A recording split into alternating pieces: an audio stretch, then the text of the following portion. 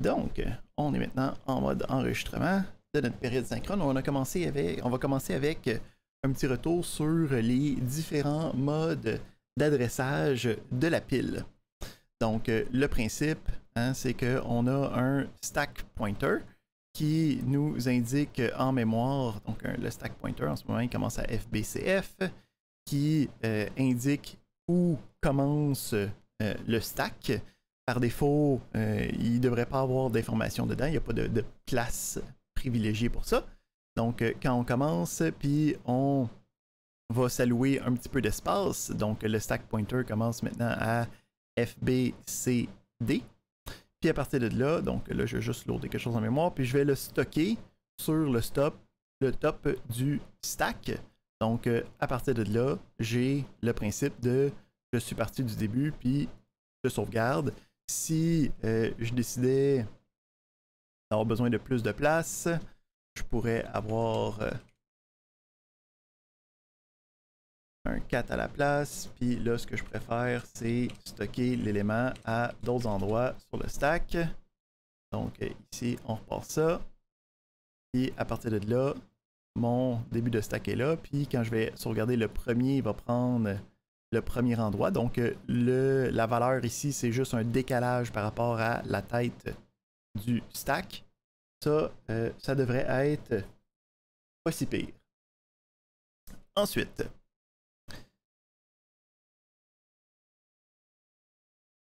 on a les adressages ici. Ouais, effectivement, après, il manque un ADSP pour le refaire. Là. Je fais ça vite.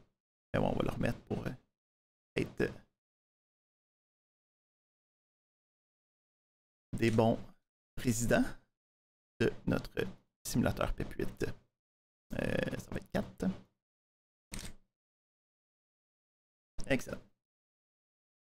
Donc, ensuite, on a le... Fait que ça ici, c'est le principe de directement sur la pile. On a le S, okay, qui prend le pointeur puis qui se déplace par rapport à l'aspect. Ensuite, on a le mode indirect, donc qui est le SF, qui va aller chercher une adresse puis qui va aller travailler à cette adresse-là. Donc ici, si on fait des choses, on va se donner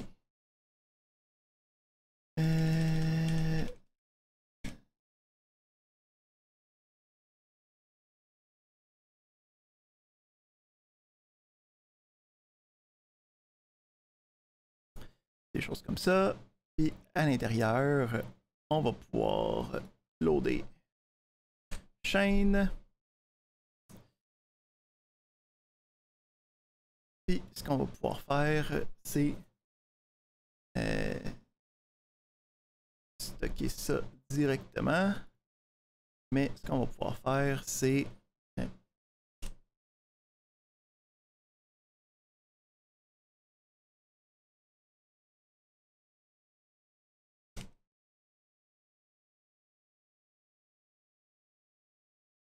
quelque chose comme ça.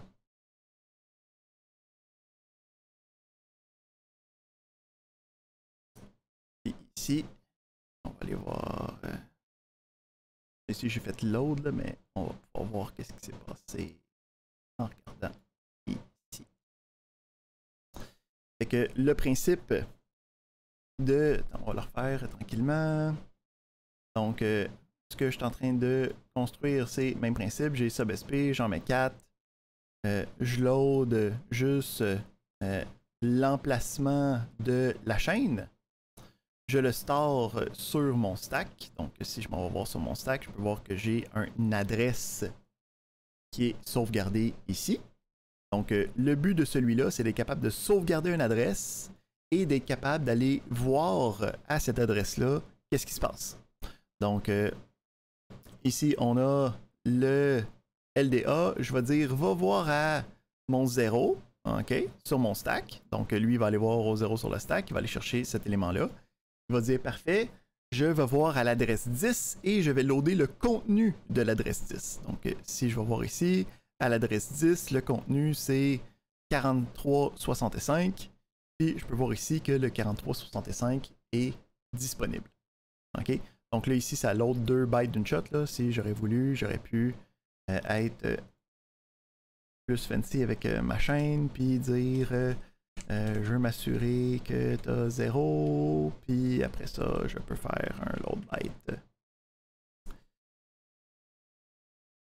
de la valeur pour aller chercher la première information. Fait que ça nous apporte à... donc si je fais ça, ici, play,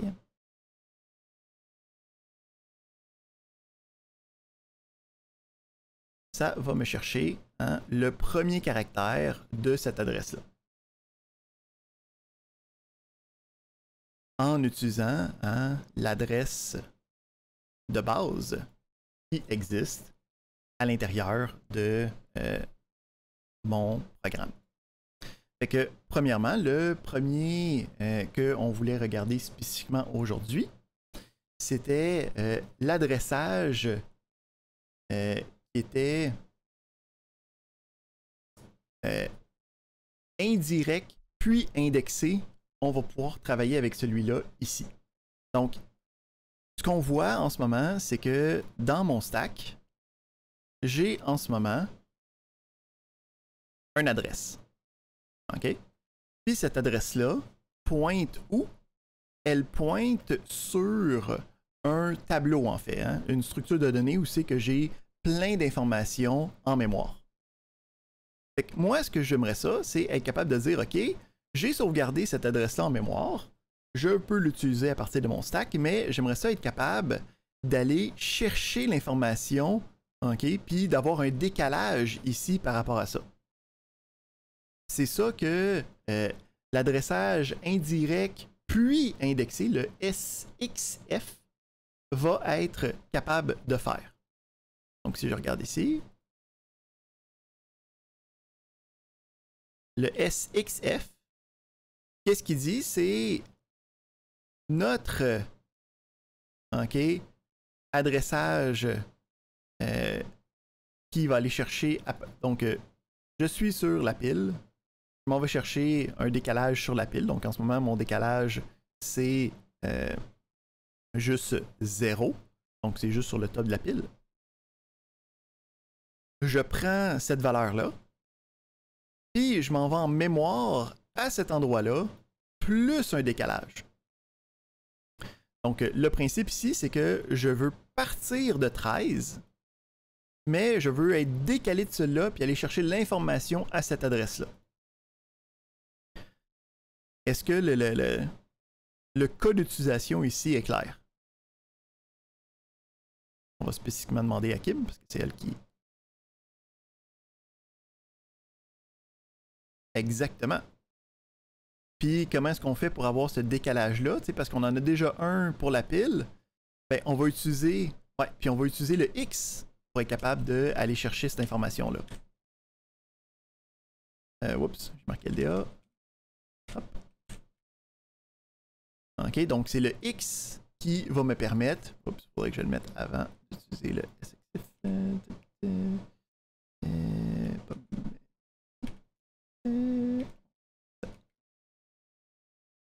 Ici.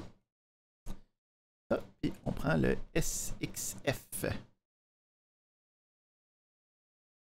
Si on fait ça. Donc, même principe que tantôt, c'est juste qu'on a notre index register qui est maintenant à 3. Ben, quand je vais aller sauvegarder ça, ça va aller me prendre 6.9, qui est 105, qui est notre I, qui a été loadé à partir de ça.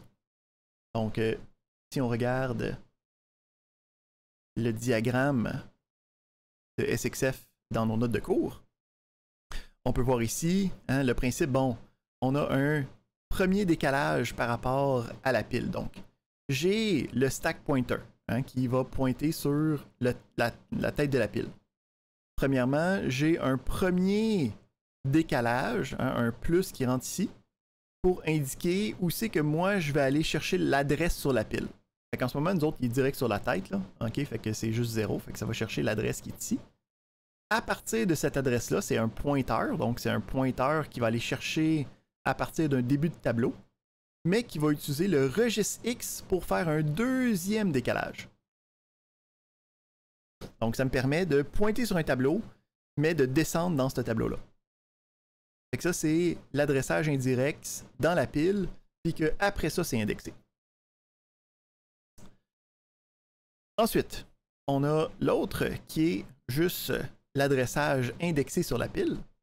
Ça, c'est quand je commence à avoir sur ma pile un tableau. Fait que ici, on va générer ça par nous-mêmes. Fait que mettons, je m'en prends 10. Puis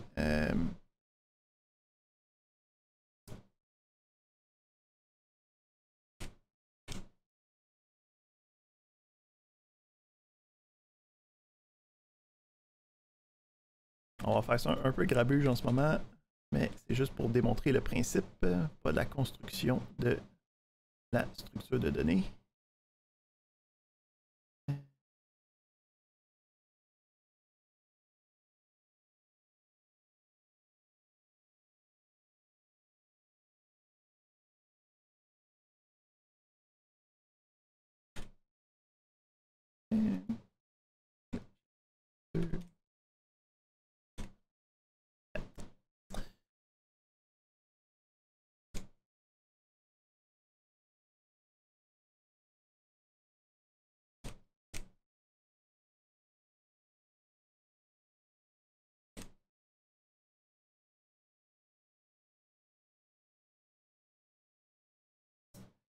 On va aller regarder ce programme-là, juste qu'est-ce qu'il fait sur le stack. Donc, le principe, c'est que je sauvegarde, je me donne 10 cases, puis je vais aller sauvegarder 5. Il faudrait que je mette 2 de la shot.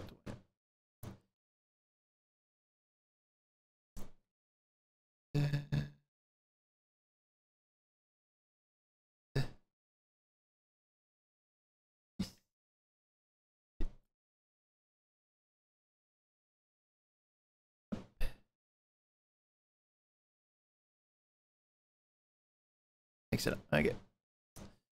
On va arrêter ça. On va réinitialiser la mémoire pour être certain de bien voir qu'est-ce qui se passe. On s'en va sur le stack. OK. Fait qu'on commence, on a notre stack ici. Le principe, c'est qu'on se donne plein d'espace sur le stack. Puis là, on va aller sauvegarder des valeurs que nous, on considère comme étant un tableau. OK? Fait qu'on a des valeurs qu'on a mis sur le stack.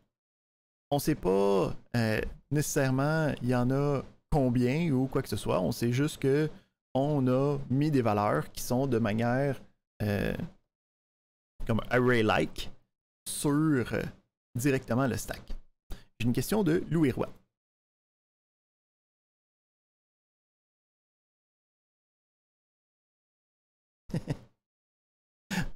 Excellent. Donc, on va faire ce programme-là, puis je te reviens voir si, par hasard, j'ai répondu à ta question. Donc, on a ici le principe d'une structure de données qui est un tableau, puis j'aimerais ça être capable de, en partant de cette partie-là, OK, utiliser mon indice X, OK, mon registre X, pour être capable de me promener à partir de là. Hein, parce que là, ici, c'est facile, là, parce qu'on est sur le top du stack, mais on pourrait être n'importe où sur le stack. Ça pourrait être la 5e information.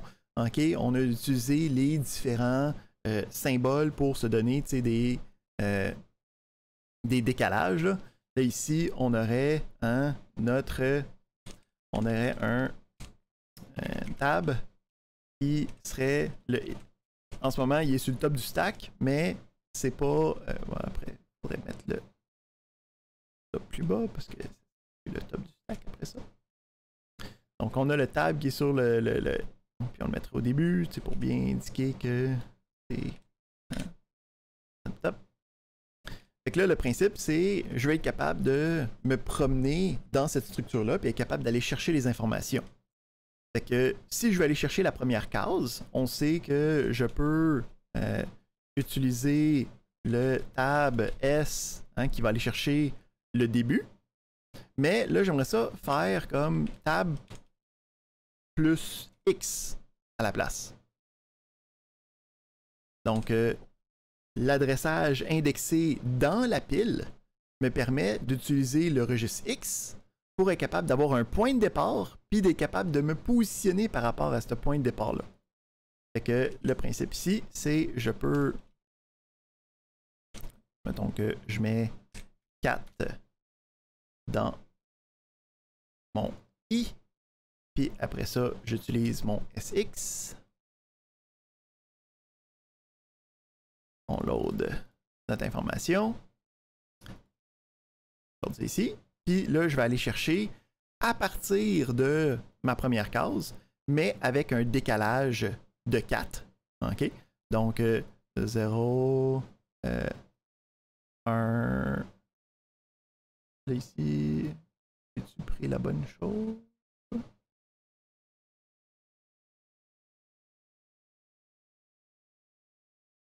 Lui, il remonte.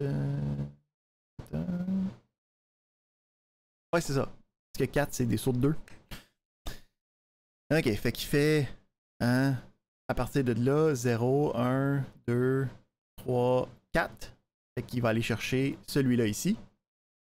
Puisque hein, on est des sauvegardes de 2 bytes chacun. C'est comme si ça faisait 2 sauts de plus, 2 décalages à partir de la première case. Fait qu'il va aller me chercher ma valeur 3. Fait que le principe du adressage indexé dans la pile. On retourne voir notre petit PDF. C'est quand je suis sur la tête de la pile, j'ai une structure de données habituellement qui ressemble à un tableau.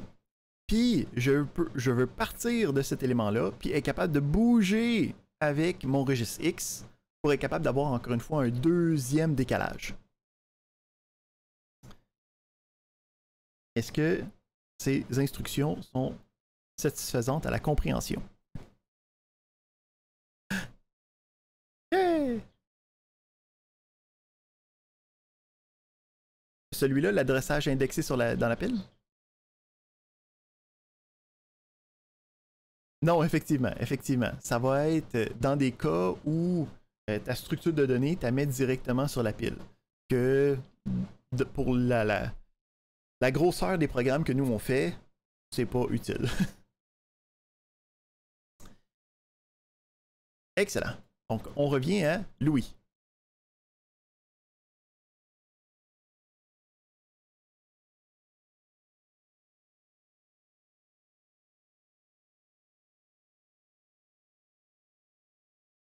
C'est le cas? Ben, l'index de la pile descend. Hein? Donc, ah ouais, c'est ça là.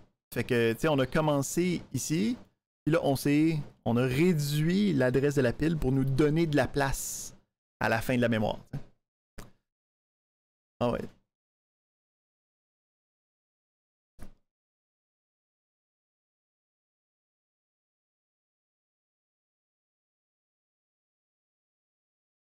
Ouais.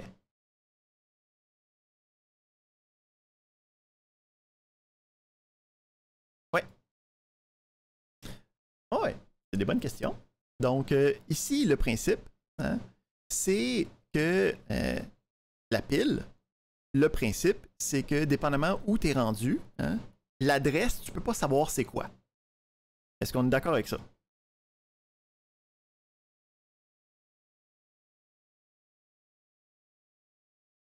Ben c'est ça, tu sais, c'est comme j'ai fait 5 appels de programme, puis là, comme je suis comme 18 programmes dans une chaîne, comme le top de la pile, la tête de la pile, je peux jamais savoir je suis rendu où.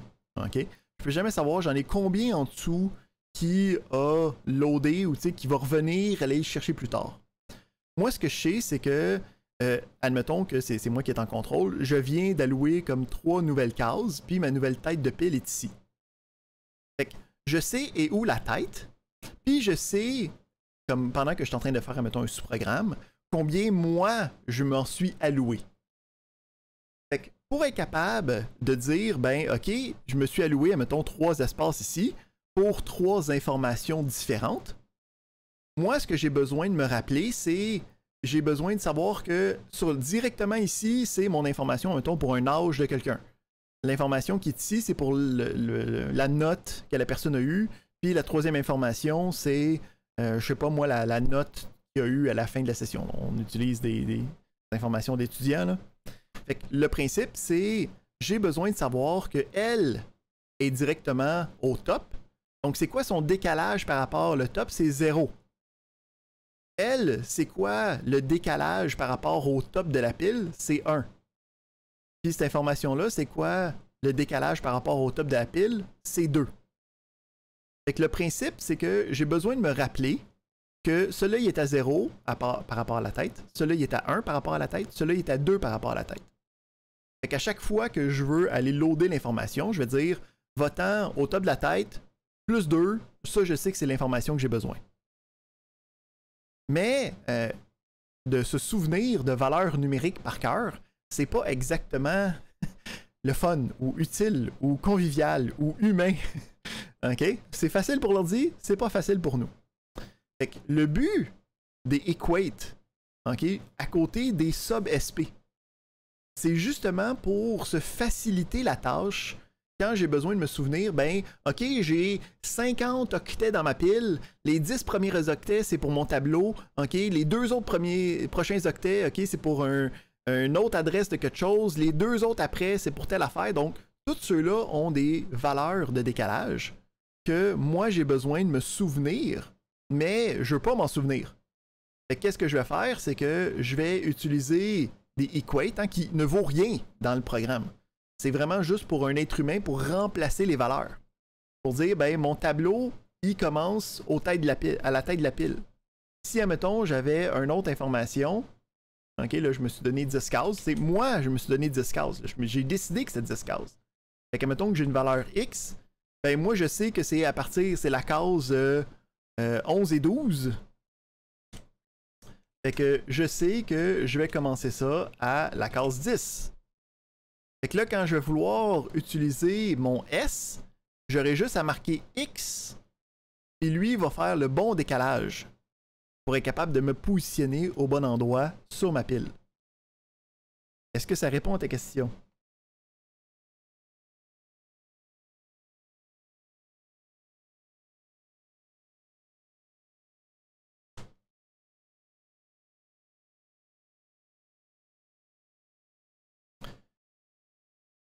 Ben, moi, j'ai décidé que mon tab, il y avait une longueur de 10. Parce que ça me tentait.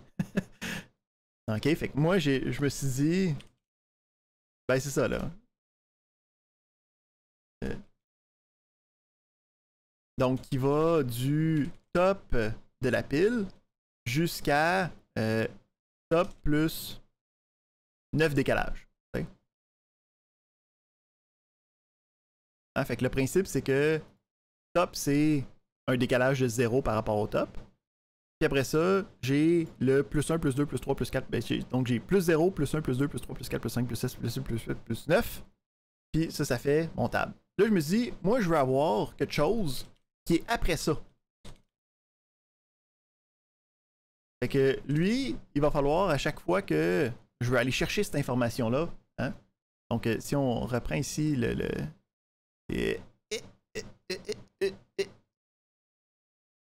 principe, c'est que j'ai, mettons, ma tête de ma pile ici. Puis là, je dis, ça, c'est ma première case de mon tableau. Ça, c'est ma deuxième case, troisième case, quatrième case, cinquième case, sixième case. Hein?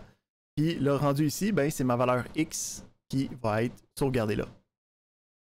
Puis je veux toujours me dire, ben, je sais qu'à partir de ma tête de la pile, c'est 10 cases plus loin.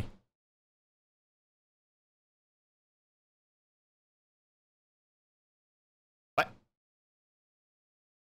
Oui. Exact. Exactement. Exactement. C'est vraiment juste un truc, OK, en tant qu'être humain, pour mieux construire des programmes.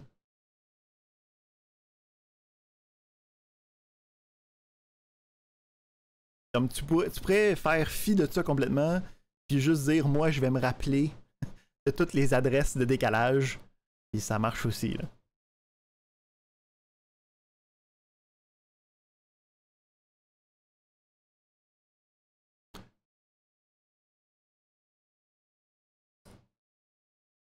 Ben c'est ça. Si j'utilise un autre sub, rien ne va plus, hein, parce que tu as changé la taille de la pile. Donc, exactement.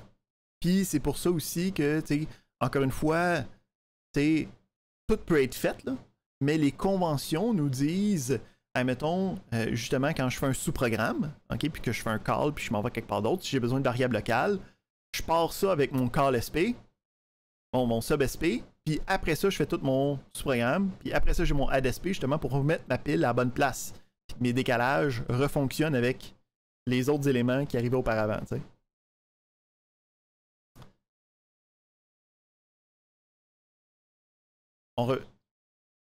Allons-y.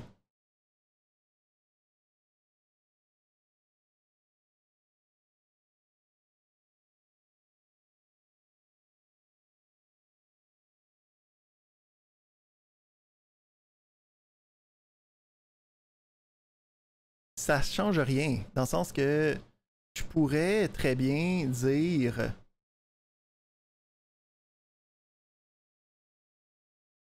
puis le programme fonctionnerait exactement pareil. Là ce que j'ai fait, ben, c'est juste mentalement, là, tu sais. Faut bien. Parce que c'est la manière après ça de se le représenter dans sa tête, faut que ça fonctionne rapidement avec la personne, tu sais. Fait que là, le principe, c'est que je dis, lui, il va avoir top plus 0 puis top plus 1. Hein, parce que, mettons, je dis que X est une valeur de 2 octets. Fait que là, à partir de là, ben, lui, il va donc aller marquer octet. C'est ça qui arrive quand je vais vite.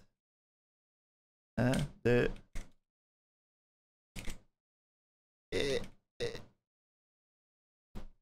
Lui, il va donc aller de plus 2 à plus 11. C'est ça, c'est ça. Puis c'est ça le fun aussi. Ben, le fun. La force d'avoir ce genre de symbole-là. Où c'est que si j'en ai besoin d'un de plus, j'ai juste à dire, ben, ok, je t'ai rendu à combien là? Ok, j'ai le premier qui est commencé à 0, c'est le premier que j'ai décidé d'avoir. Après ça, j'allais à 2, fait que là, si j'en ai besoin d'un autre, ben, je sais que moi, j'ai besoin d'avoir le prochain. Je me suis dit un tableau de 10. Fait que le prochain, ça va être à 12. Question de Félix.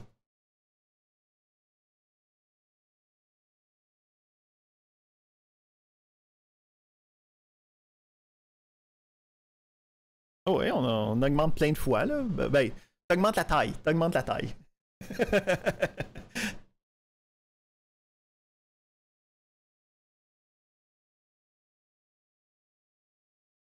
Ouais.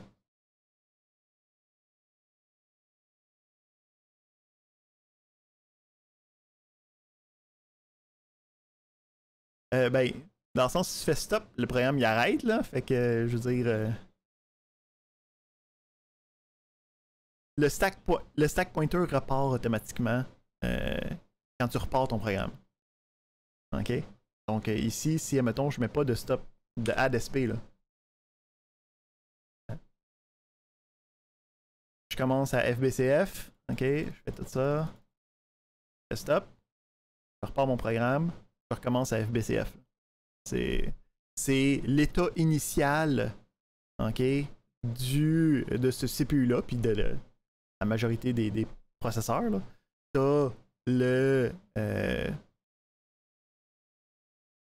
instruction counter, ok, qui commence à 0, le programme counter qui commence à 0, puis le stack pointer qui va commencer à une adresse spécifique par rapport à t'as combien de mémoire.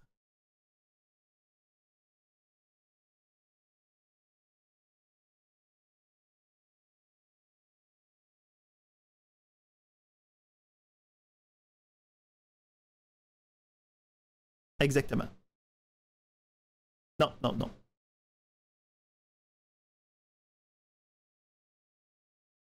Excellent. Donc, à moins qu'on ait d'autres questions, ça serait notre première partie sur les opérations d'adressage indexées et indirectes sur la pile, ou le mélange des deux. Donc, c'est pas mal pour utiliser des tableaux, hein?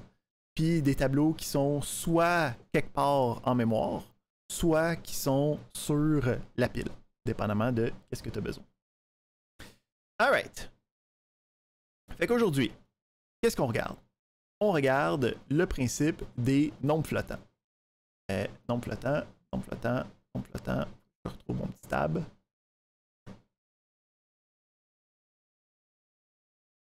OK. Qui est représenté par une gentille norme, qui est la norme IEEE 754. OK? Donc, pour l'arithmétique de points flottants. As-tu une autre question, Félix? Oh! OK. Oui.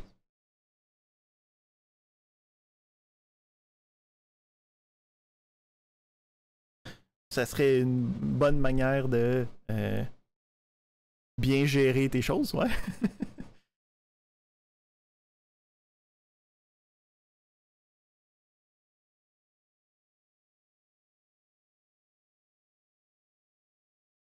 Pas nécessairement. Le principe ici, c'est si tu es capable de t'en sortir avec juste l'utilisation de registres, tu devrais essayer de faire ça. Parce que d'avoir un paquet de paramètres, c'est assez lourd. Puis ça rajoute beaucoup de code pour peu de gains.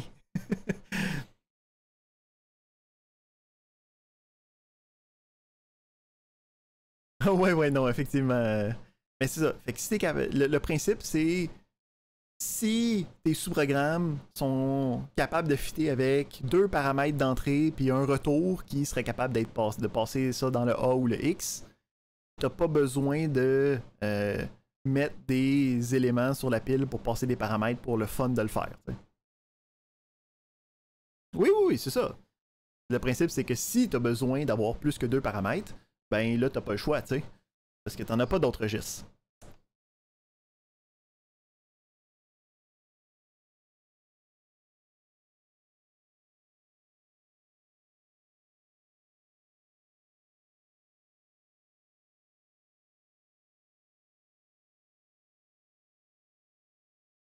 Mhm.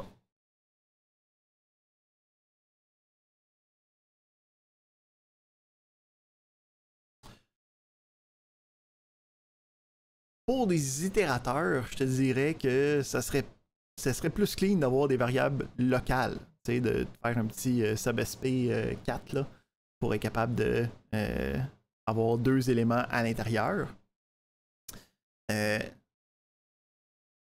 C'est. Puis ici, c'est. L'argumentaire peut être discuté autour d'une bière, là, puis ultimement, il n'y a pas de réponse ultime. Parce que tu peux argumenter de l'autre bord que pour la grosseur et la complexité du programme qu'on est en train de faire, puis son scope total, ce qui veut dire que est-ce que le programme va être modifié après le cours? Je ne crois pas, donc on n'a pas vraiment besoin à penser à son évolutivité dans le temps. Tu peux très bien dire que c'est totalement légitime d'utiliser un raccourci qui te permet de développer le programme plus rapidement à l'intérieur. Donc, il n'y a pas de bonne ou mauvaise réponse, ok? Oui, c'est ce genre de débat-là ne se font seulement qu'autour d'une bière. Fait que la convention, ok, te dirait, c'est pas une valeur qui est importante, qui soit globale. Donc, d'un point de vue lisibilité, c'est pas super. Ok, d'avoir juste un itérateur qui est juste là pour tout le monde n'importe quand, tu sais, parce que ça va tu peux facilement te tirer dans le pied du fait que tu commences à utiliser un itérateur, t'appelles une fonction durant cette itération-là, puis cette fonction-là utilise le même itérateur qui va fucker ton notebook. Tu sais, fait qu'il faut que tu sois toujours conscient de ça pendant que tu es en train de le faire. Ben c'est ça, tu sais. Fait que si tu utilises des variables locales, ça va jamais faire ça parce que chaque appel va générer son propre élément. Tu sais, si tu me dis ou ma grille de Sudoku, je l'ai mis dans une variable globale, je battrai même pas un œil là, parce que c'est une structure de données globale que tout le monde peut utiliser en tout temps. Puis il y a juste une version comme qui est la version comme le truth, là, la version réelle. Fait que ça, d'avoir ça pas sur le stack qui est comme envoyé à tous les endroits, complètement legit. D'avoir un itérateur, c'est plus facile de shooter dans le pied. Je ferai attention. Fait que c'est très long pour dire ouais, non, mais sûrement tu veux pas faire ça. Ouais, c'est ça, tu sais, c'est. Le principe, c'est de. Tu sais, plus tu utilises un langage de bas niveau, hein, plus qui est proche de l'architecture elle-même, plus c'est puissant, plus ça peut être efficace, mais plus tu as d'outils pour te tirer dans le pied, de te trancher une jambe avec une chainsaw, ok? C'est pas mal ça, là. Okay? Le principe fondamental des langages de programmation, plus tu as de l'abstraction, moins tu peux te faire mal, mais moins ça va être efficace de manière facile.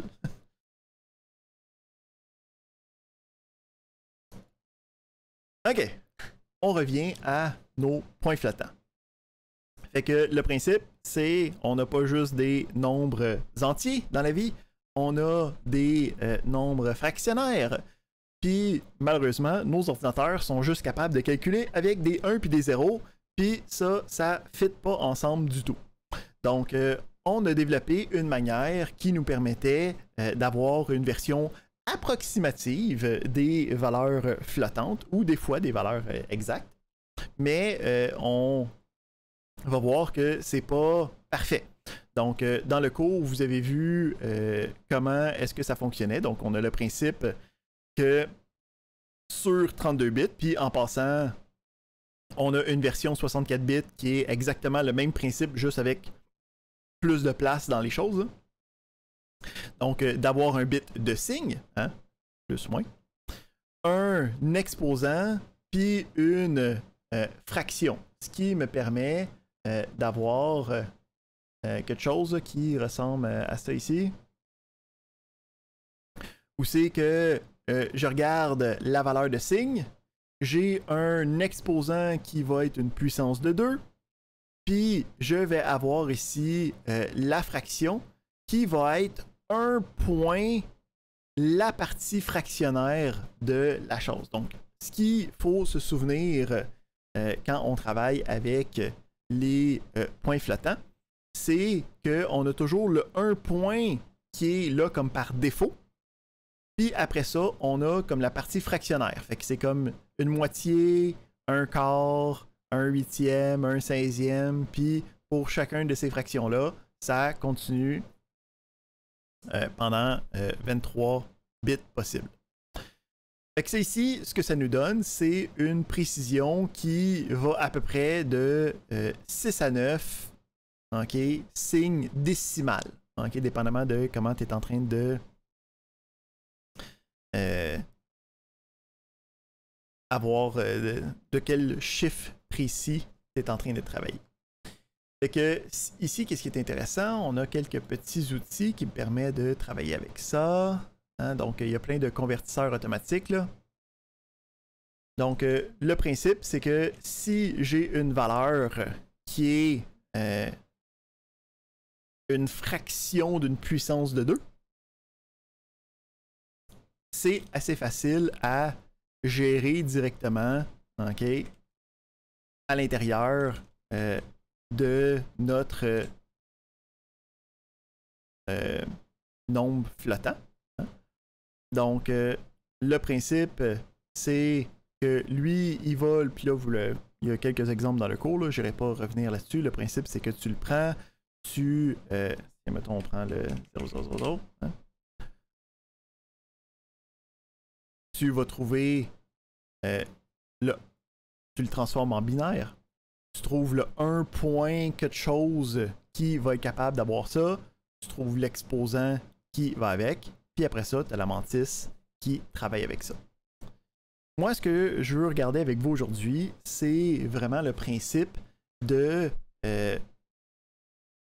pourquoi est-ce que c'est dangereux d'utiliser des nombres flottants en programmation. Fait que le plus classique, c'est d'utiliser 0.1 ou 0.2. Okay? Parce que quand c'est pas des fractions de puissance de 2, ça devient hautement problématique.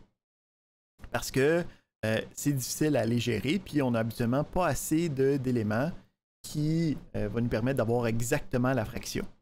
Qu'est-ce qui va arriver? C'est que ce qui est sauvegardé à l'intérieur, c'est pas exactement le même nombre. Donc, moi, je voulais rentrer 0.1, mais en mémoire, la valeur qui a été sauvegardée par rapport au bit de mon nombre flottant, c'est 0.100000001 1490116119384765625. Fait qu'ici, on peut voir qu'on a une erreur, okay, de 9 chiffres après la virgule, mais on a quand même une erreur de 9 chiffres après la virgule. Okay? C'est pas dépendamment de la problématique que tu es en train de regarder, ça peut être hautement problématique. Donc, la première chose qu'il faut se mettre en tête, c'est que si on travaille sur des problèmes scientifiques, où c'est que le taux d'erreur est extrêmement petit, ça va engendrer des problèmes d'utiliser des opérations arithmétiques d'un ordinateur direct. Okay? Un exemple autre qui va plus vous... Donc, de dire, OK, je m'en vais travailler sur des calculs orbitaux spatials, là, où c'est que 10 chiffres après la virgule, c'est de la pacotille, puis il m'en faut au moins 25 pour être capable de bien calculer mes choses. OK, ça l'arrive, mais c'est pas dans la vie de tous les jours. Dans la vie de tous les jours, par contre, il va y avoir souvent ce genre de problématique-là. Où c'est que j'ai une valeur fractionnaire, hein? 0.1, ça me donne 0.1. Puis 0.2, hein, ça me donne 0.2.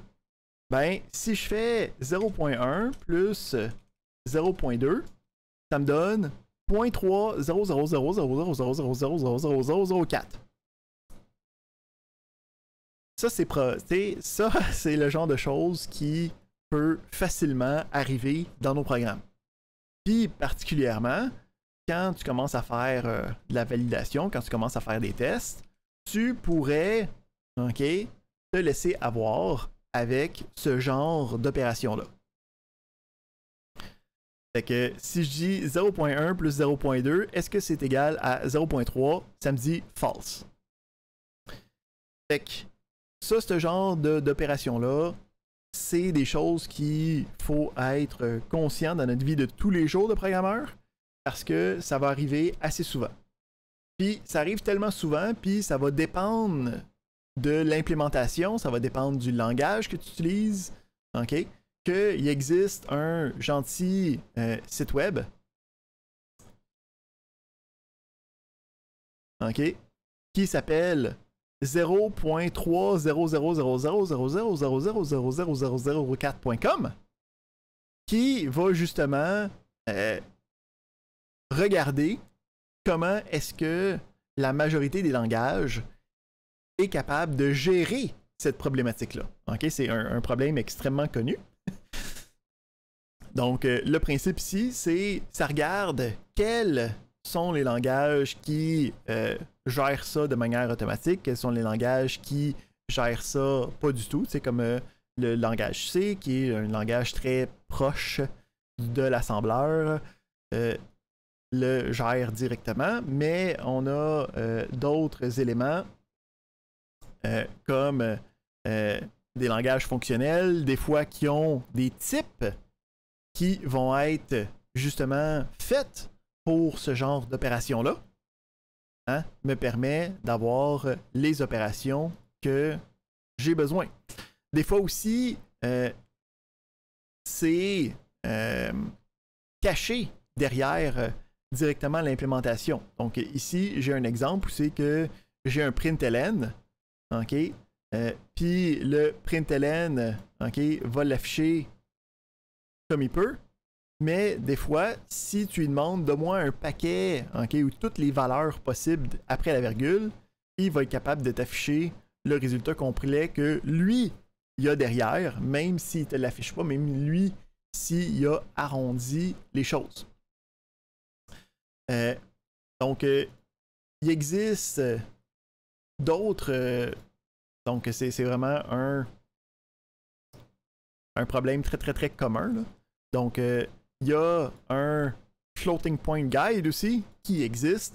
Comment travailler avec ce genre de problématique-là. Puis ici, vous avez vu dans le cours hein, que justement, si on veut tester ce genre de choses-là, ben, ce qui va se passer, c'est que tu ne peux pas juste faire une comparaison directe. Ça ne marchera pas. Une méthode classique, hein, c'est d'être capable de trouver l'absolu puis de trouver une espèce d'epsilon, une petite valeur entre les deux. Mais il va souvent avoir d'autres problématiques avec ça ici. Puis ce site-là va en long et en large sur c'est quoi les genres de problématiques. Donc ça va bien. Hein? A moins B, est-ce que c'est plus petit que 0.1? Mais ça va dépendre si A et B sont pas déjà très petits. Donc s'ils sont déjà très petits, ça ne marchera pas parce que ça se peut que les valeurs qui travaillent là-dedans, c'est des points 0,00005. OK? Puis que ça ne fonctionne pas directement. Fait qu'on peut essayer de trouver l'erreur relative par rapport à ces valeurs-là. Est-ce que si je suis déjà dans les petites valeurs, est-ce que l'erreur relative est grande entre les deux? Puis à ce point-là, on pourrait penser, ok, là on est correct, mais en fin de compte, non plus, parce que là on a rajouté une division, ce qui fait en sorte que si tu commences à diviser par 0, tu vas avoir d'autres problématiques. Donc tu pourrais dire, ok, je veux vraiment regarder est-ce que deux nombres sont proches. Ben, tu peux commencer à te faire une fonction là, qui va commencer à regarder est-ce que c'est les valeurs 0, est-ce qu'on est proche de la valeur plus petite possible. Donc, il y a beaucoup de choses qui peuvent arriver quand on commence à tomber sur des problèmes d'arrondissement de valeurs flottantes. Fait qu'à chaque fois que vous faites un programme, puis que vous avez un double quelque part, ok, il faut toujours garder ce genre de prémisse-là en tête. Fait que la meilleure solution pour ces genres de problématiques-là, c'est d'essayer d'éviter ce genre de problématiques-là. Fait que ici, dans vos programmes de tous les jours, ce qui est hautement conseillé, autant pour éviter les erreurs de comparaison, éviter les erreurs de rounding, là, ça va être d'essayer de ne pas utiliser des valeurs à point flottant. Donc, un exemple typique, c'est, admettons que je suis en train de faire un programme, puis à l'intérieur du programme, j'ai besoin d'avoir des prix, ok, pour des systèmes et ainsi de suite. Là, t'es comme, ah, ben les prix, j'ai besoin d'un point quelque chose, hein? Fait que je vais mettre un double pour avoir la valeur fractionnaire des scènes que j'ai besoin dans le programme. C'est vraiment pas la bonne chose à faire. Parce que on vient tout juste de voir que, ok, quand je vais essayer, admettons, de calculer. Hein, donc, j'ai 20 scènes, puis j'ai 10 scènes, puis ça me donne 30 scènes et des affaires. Ok? Donc, ça peut commencer à casser bien des choses. Donc, un programme qui doit travailler avec des valeurs, avec des scènes, devrait en fait juste utiliser un entier, puis juste diviser par 100 à chaque fois que j'ai besoin d'avoir quelque chose. Fait que si j'ai quelque chose qui coûte 1,27, ben, en mémoire, je peux juste utiliser un entier qui est 127, ok, juste calculer en nombre de scènes, puis ça va régler tous les problèmes que je pouvais avoir derrière. Donc, faire attention quand on travaille avec les points flottants. Le truc, c'est qu'on ne veut pas utiliser les points flottants. Il existe... oui, j'ai une question de Louis.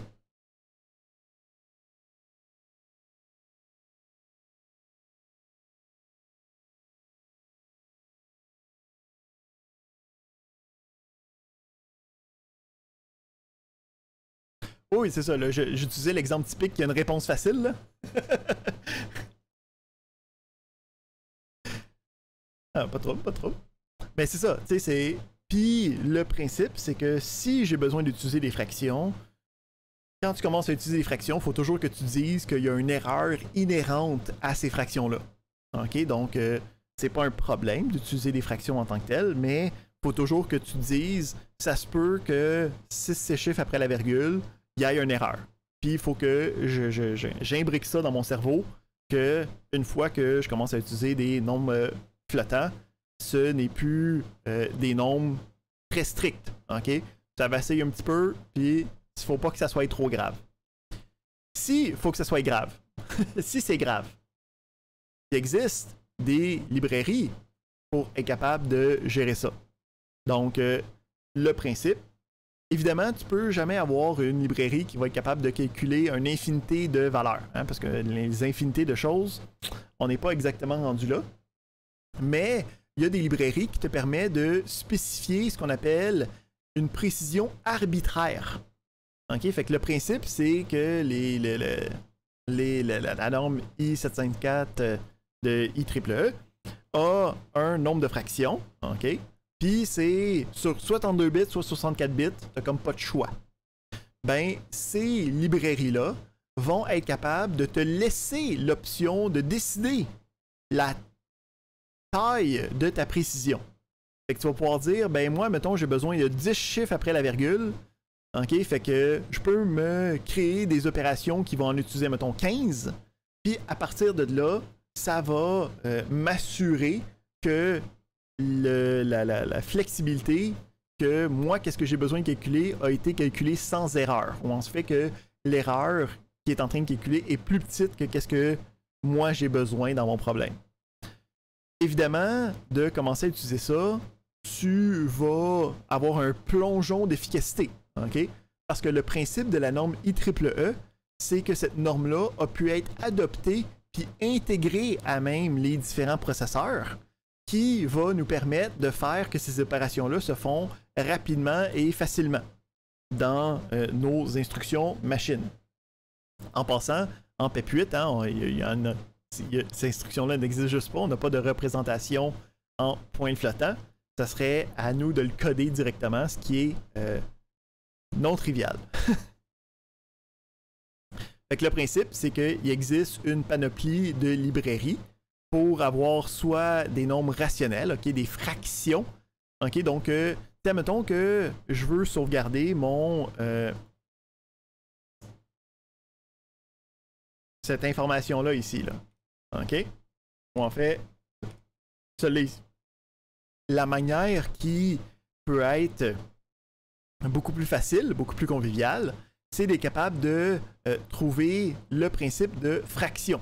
Fait que souvent, quand on va parler de nombres rationnels, ça va être que lui va pouvoir encoder ça dans la librairie comme étant 1 sur 10.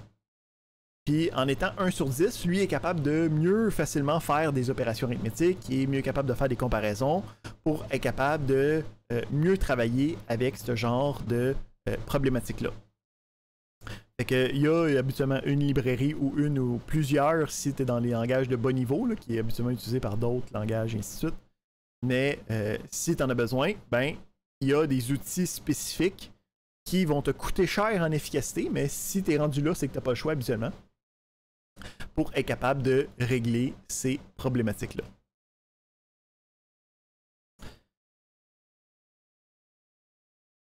Monsieur Félix.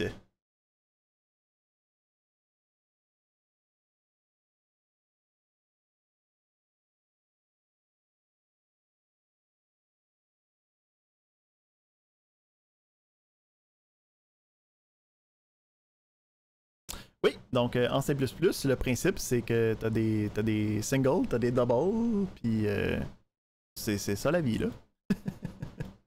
Puis en fait, en C#, c'est le même principe, là. Ok, t'as quand même un... Là, c'est là que mon gentil site vient en aide, là. Mais le principe, c'est justement que t'as quand même un certain nombre de précisions qui est habituellement décrit dans le langage, et ainsi de suite. Mais si, admettons, je regarde Lisp, OK? Lui est capable de comprendre, OK, il y a un type de données pour des fractions. Et qu'il est capable de comme mieux gérer ça au niveau des fractions. Il est comme pas capable nécessairement de le convertir. Il y a certains autres langages qui sont capables de le convertir. Il me semble que j'en avais vu un.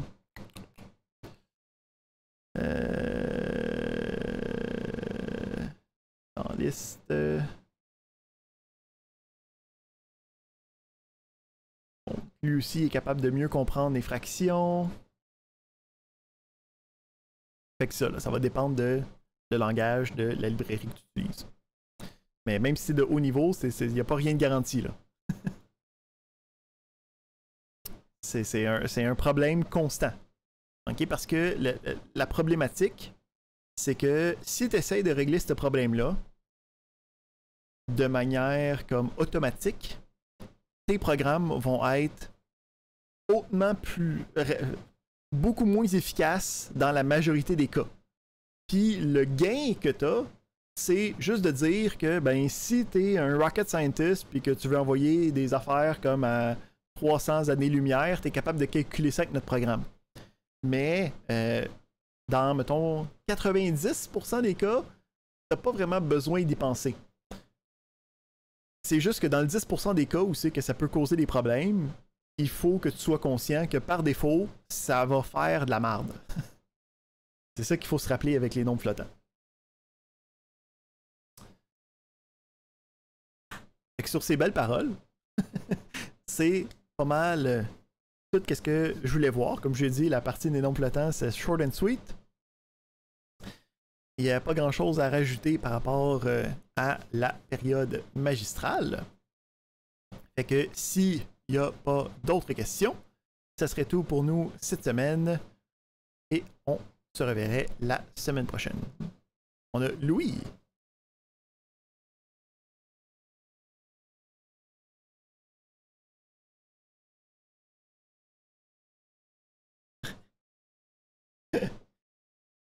Ben à date, il n'y avait pas d'autres questions. Fait que vas-y, le plancher est à toi.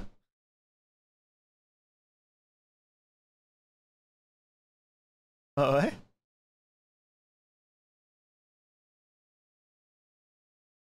Pour quel langage?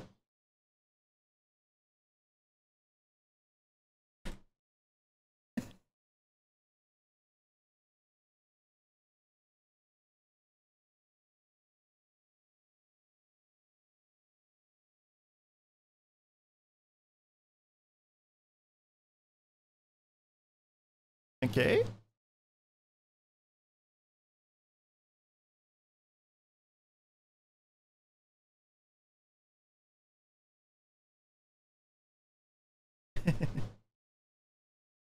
Ben, le principe, c'est que de dire exposant à la -2, tu sais, par défaut, un ordinateur n'est pas capable de faire ça.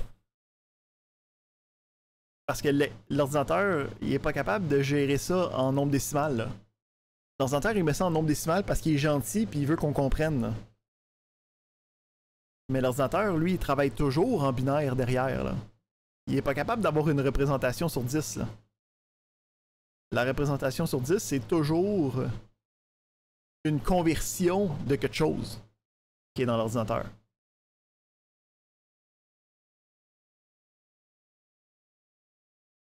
Ouais, c'est ça, là. C'est ça, là. Tout ce qui est en décimal, l'ordinateur, il est pas du tout fait pour faire ça. Nous autres, on a décidé ça parce qu'on a regardé nos miens puis on était comme waouh, 10! C'est donc bien un chiffre intéressant. Mais comme électroniquement parlant, là, c'était vraiment pas une bonne idée.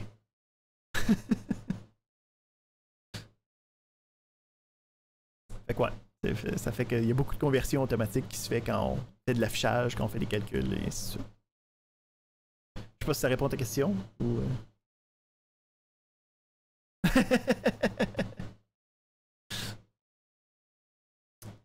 Excellent. Est-ce qu'on a d'autres questions pour cette semaine?